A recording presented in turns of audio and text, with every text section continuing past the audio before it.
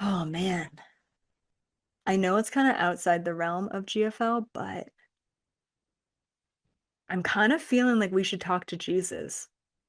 I don't know why it just popped into my mind. Do I have Jesus on here? I don't think we do, Lauren.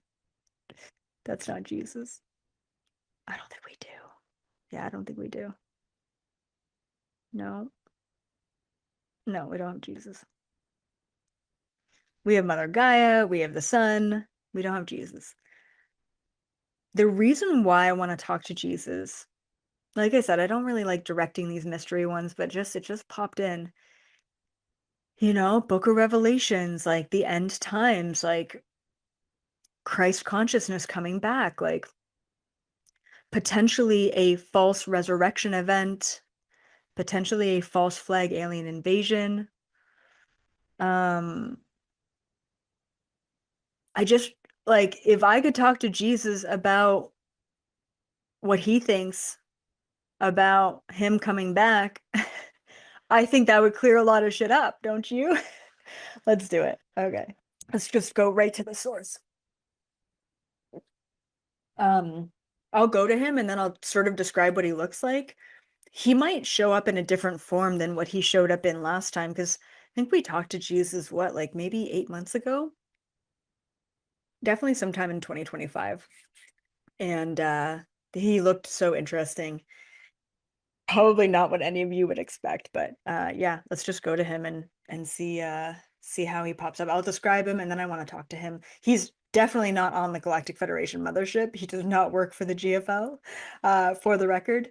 And he's literally exists in a much higher dimension, like much like 12th dimension. It's 11th, 12th dimension vibes. All right, 1 second.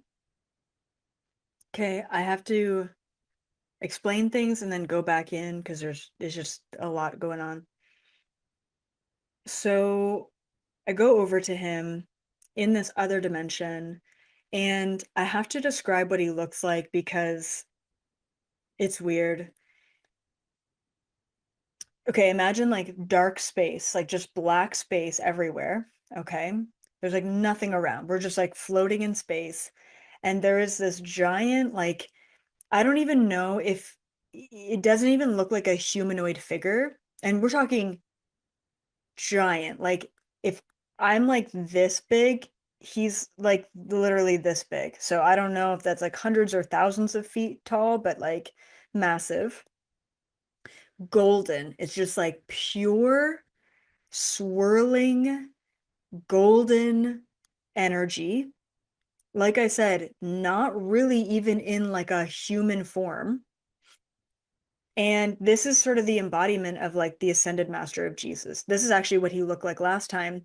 And it's really kind of weird and bizarre, but like at the bottom of this sort of golden energy body, there are these like,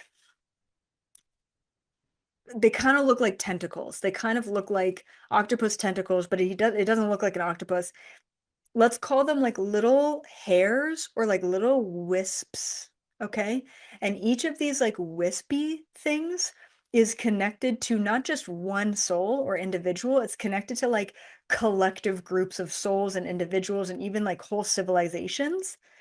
And I went over to him and I kind of just asked him, I said, are like, do you have a moment to talk? Because usually ascended masters are really busy, but I always forget that they are literally splitting their consciousness into like an infinite number of different places simultaneously. So there's no like it's not linear. Like they're not linear. So I forget that. I don't even know why I asked like, "Hey, do you have a moment to talk?" It's like, "Yeah, of course." So he comes back to me and it's like one of these little wispies like come up to my astral body and like connect with me kind of like Avatar. And he said, "Yes, of course, my child," which, and then I kind of just was contemplating, like, it's interesting how it's like he has this, it's just like such a loose term, but let's just say as a soul, he has this sort of feeling like we are all his children, which I don't know how the Bible says it. I don't know, right? But like when he said that, it's like I understood it at such a deep level of like, if he is like highly connected to God or source, and we are all connected to source, I don't know. I don't know how, like, it just felt different when he said it. Like, I've heard that, I guess, from Jesus before, of like, you're my sons and daughters or whatever, but it's like, just hit a little bit different when he said it that time. Like, not that he created all of us, but that, like, there was this, like, oversoul thing. I don't know. Anyway, I'm rambling. So he said, yeah, of course, of course, my daughter or whatever, I have time for you. Hold on. Oh, yeah. Okay. Okay. This is fascinating. All right. Sorry. I like lost it and then I got it back. I think the frequency is messing with Zoom. Sorry about that, guys. Also, it's funny too, because when I went up to him, I had to bubble myself. And the reason why I bubble myself around Jesus is because if I were to feel the extent of the frequency that he has, I would just be crying. Like I would actually just be bawling my eyes out, which I've done pretty much in almost every interaction with Jesus. I just cry a lot because the unconditional love coming off of that being is so intense. It's unlike anything you've ever felt in your entire life. It's wild. Okay. So I was there. I didn't really have to ask him a question, but he brought my awareness over to this like other section of him. Okay. And it was like a wisp, you could call it, right? One of these like sort of golden tentacles coming off of him. And then there's this whole group of souls. Like we're talking like millions of souls that were all connected, my size, itty bitty, right? All connected to the end of this like wisp. And some of them are popping like in and out, right? So he brings my attention over to this group of beings or group of astral bodies or something. And I'm like, what is that? Like, what are you calling my attention to? And he said, these are the people on planet Earth who believe in me, right? Jesus. I said, okay. He said that the problem is that they believe in me, but they don't believe they are me. And as he said that, there was this moment of sort of moving myself, not sort of outside of him, sort of connected to a wisp, but then like moving myself to inside of this golden energy sphere, and how different that was of, I believe in you, protect me, help me, save me, but I'll never be you. And he said that right now, people on earth need to drop their religious associations in order to fully understand the message that he came here to share, which is that he is us. We are him.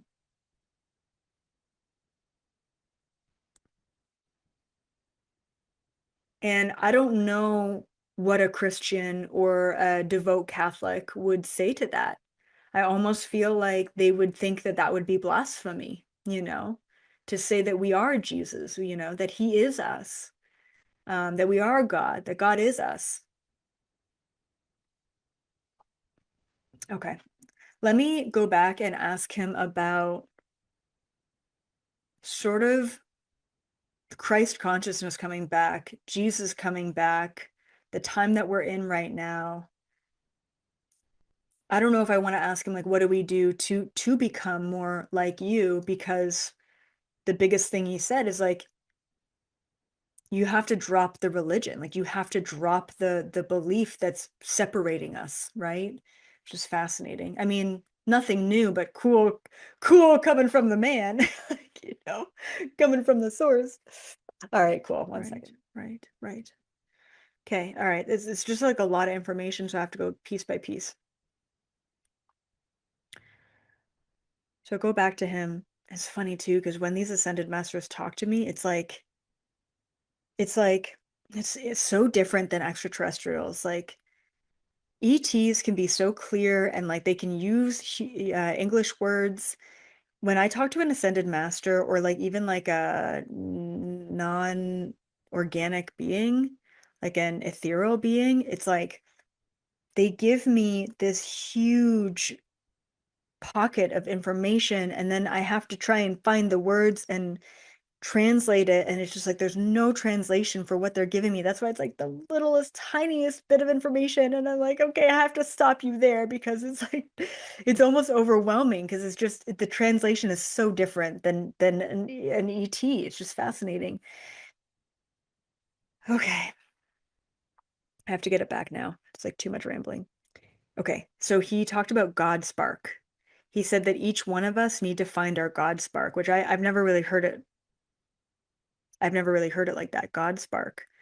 So, I mean, I guess he's implying it's the spark of God within us. It's the soul within us. It's the light. It's the source within us. We have to find our God spark.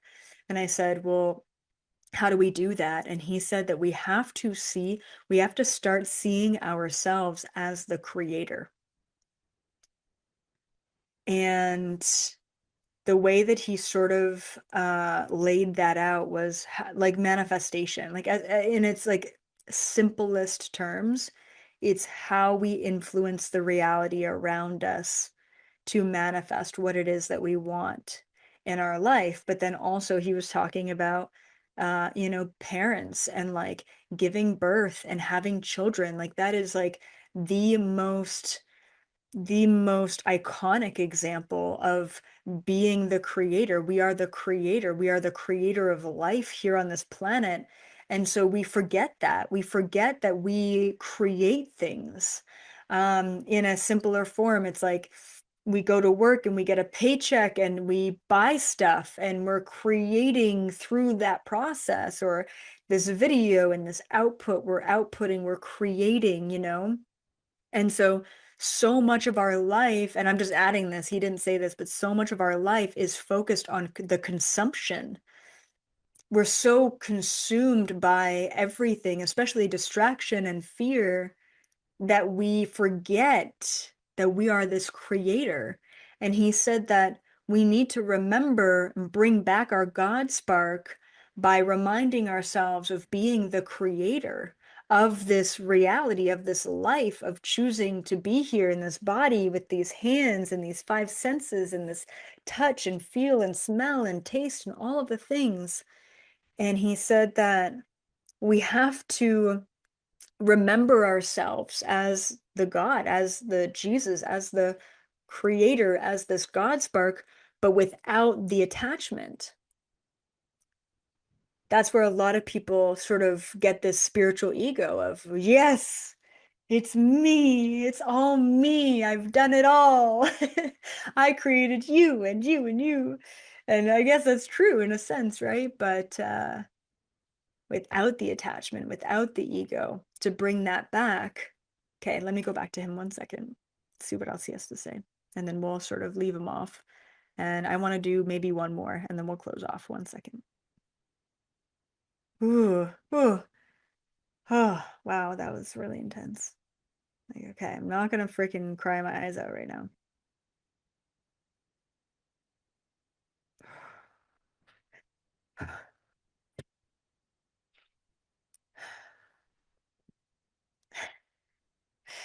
I always cry with Jesus. Oh man. Okay. Um, so I said, so I asked him, is there anything else? Like, are there any like last messages or whatever? And so he said he was talking about the return of Jesus, but really that Christ consciousness energy and how everyone is going to be prompted to find that in themselves. So, I don't know why it's like so intense. It's like making me cry or whatever. He gave me this image, and I don't even know how to describe it, but so he gave me the image of planet Earth, and he said that the Earth is about to be infused with his frequency. So I don't know how, like, he didn't explain how. I don't know if it's a solar flare. I don't know if it's like him coming down and doing something. So he gave me this image, okay, of planet Earth and like the core of the planet, and how it's like it literally looked like the core of the planet was getting infused with this like beautiful, swirling, golden Christ consciousness energy. And then from that golden energy, it was shot out, okay? And then it's like it went through all of these sort of portals all around the planet.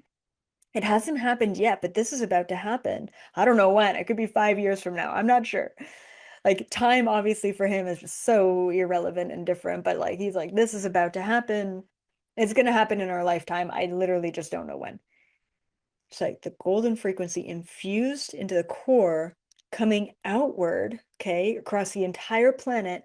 It's like it literally, it's interesting because usually source frequency, God frequency, comes in through the crown chakra. It looks white. This is so different. It's coming up through the ground, through our base root chakra and up our systems. And he said, that's interesting. He didn't say there's going to be a moment of great judgment. He didn't say that. That's sort of the implication that I'm getting. It's going to be a moment of judgment. I'm just going to use those words, okay? But he said, so I said, how is that going to happen? Everyone's going to be infused with this Christ conscious energy. And he said there's going to be a moment of choice, essentially. And the choice is going to come down to, and this is fascinating. This is what it is. And this is, I don't know why it made me cry. Stop making me cry. It's like the choice or the judgment, when this energy comes through, it's not how good of a person are you. It's not how much you love humanity. It's not how much unity you want for the world. It's not how much spiritual you are, how much you read the Bible, how much you pray, how much you believe in aliens. It's fucking none of that.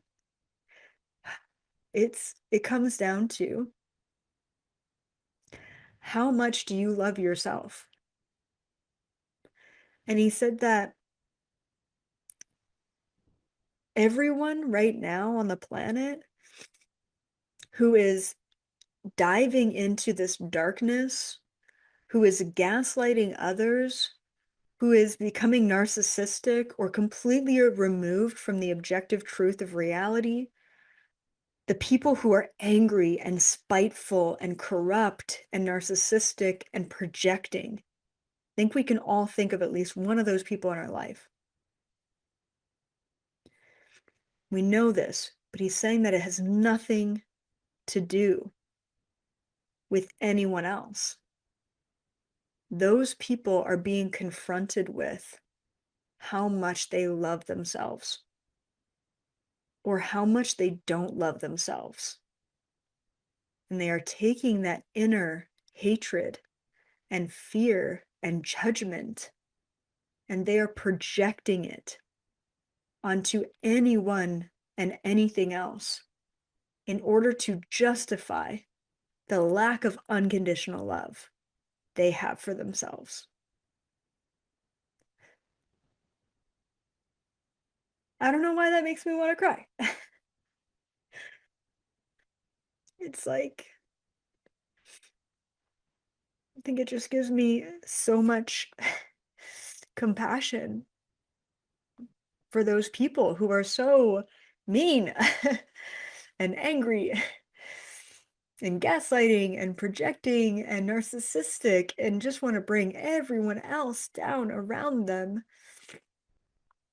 We know this. We know they don't love themselves, and that's why they feel the need to do that. But it's like, I don't know. For some reason, when Jesus says it, it just changes it. It just makes it so much more impactful. The time of great judgment is coming, and we're not being judged by God. We're not being judged by Jesus. We're being judged by ourselves and the love that we may or may not have. So how do you show yourself love? How are you not showing yourself love? How can you show up for yourself more? How can you talk nicer to yourself? I don't know if that grammatically makes sense. How can you be kinder on yourself? Have more compassion for yourself? If you're angry or resentful or fearful, it's just an inner reflection on the lack that you may be possessing.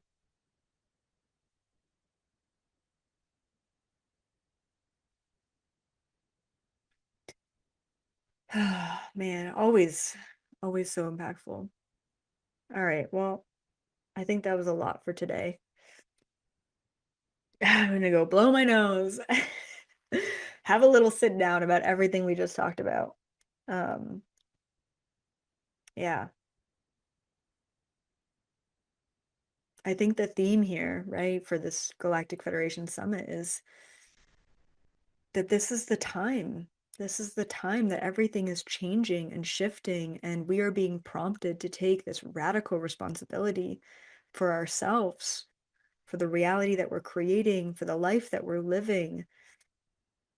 Stop giving your power away to your in-laws. Stop giving your power away to the government. Stop giving your power away to the big banks. Stop giving your power away to your boss or your spouse or AI. Everything in this reality is a mere reflection of you. And if you're not right internally, if you're not aligned, if you're not harmonious, if you're not full of unconditional love and gratitude for the simple fact of being alive, then you're missing the point. Everything in this world right now is here, playing out to lead us back to the only thing that truly exists, which is you as a God spark, as a fractal of the whole. Everything you see around you is just a fever dream for your soul. It's playing out exactly the way you need it to play out in order to learn the lessons. And I need to remind you right now that you don't always have to be learning lessons. You don't always have to be clearing karma. You don't always have to be suffering just because you're used to suffering. You can enjoy. You can relax. The more enjoyment you find in the little things, the more gratitude you have for the simplest expressions, the more enjoyment you bring, the more abundance you attract. Whatever you focus on right now is being amplified. So be hyper vigilant of your mindset. Be hyper aware of your heart space. Bring discernment to the people in your life that lift you up and the people in your life that bring you down. Because every time you choose to have that person around, to take that action, to have that thought, you're making a choice in love or fear. And that's determining every other timeline you hop into that day, that week, that month. This reality is a snowball effect. And if you were to take the time once a day, every day, you can change your entire life. You can truly wake up in a different reality. One where you are provided for, where you are protected, where you are abundant, where you are safe, where you have joy and happiness. And you know what? There will be challenge. We live in a lower frequency full of polarity. But when that challenge happens, you can look at it with ease and grace and gratitude rather than reaction and attachment and aversion and fear and anxiety. You are the creator of this reality. And the more you understand that, the easier it will be to step into that role and create the life that you deserve to live. So grateful. I'm so grateful for each and every one of you for holding space for this, because I get so much out of it too. And despite the tears, I learn something new every single time. And I just feel so, yeah, so enlightened. And you guys are holding space for me just as much as I'm holding space for you. We are in this together, and what a fucking incredible time to be alive right here, right now. The precipice of the greatest awakening humanity has ever seen. And we are on the verge of it, and we are in the know. So do something with it. Change your life for the better. Take that leap of faith. I promise you, there are only good things waiting on the other side of change. All right. Love you guys so much. Bye for now.